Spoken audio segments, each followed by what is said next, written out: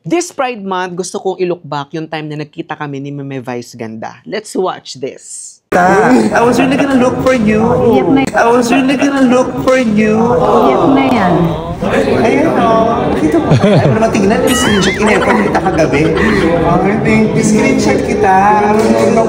After naman ganap ko bago ko uwi, kikitain kita. Thank you. Pinapit ka.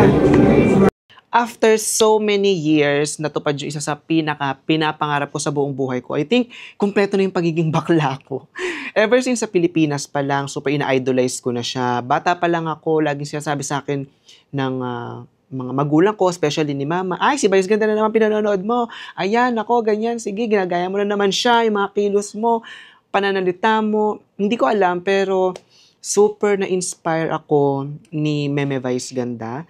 Yung wit niya, hindi lang sa pagpapatawa, pero yung alam niyo, yung ang talino niya sa mga bagay, especially kung papaano niya din inangat yung sarili niya bilang isang miyembro ng bahaghari, 'di ba? So ayun lang, thank you so much Meme Vice. Nung napanood niyo nga sa video, talagang that day nung nalaman kong nandito siya noon sa Dubai, nag-shoutout talaga ako na gusto ko siyang makita. Nung panahon na yon na napanood niya at gusto nga niya akong ipahanap at imimit daw niya nga ako bago matapos yung or after matapos ang mga ganap niya, pero naunahan ko siya.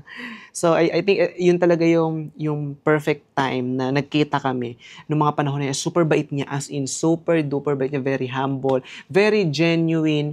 Yung unang kita ko pa lang sa kanya, as in talagang in-entertain niya ako, like she really took time na makipagtsikahan sa akin kahit na nandun na yung sasakyan niya paalis, kinamusta niya ako, saan ako dito nakatira, kumusta yung mga ganap ko dito.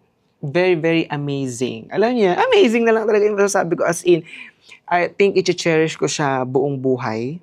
And again, yung moment na yon, yung kumumpleto sa pagkatao ko, sa field ko, sa vlogging, sa pagpapatawa na din, at sa lahat ng bagay. So, she is really my inspiration. And siguro ang mensahe ko na lang din sa lahat ng mga miyembro ng bahaghari, patuloy niyong patunayan yung sarili ninyo.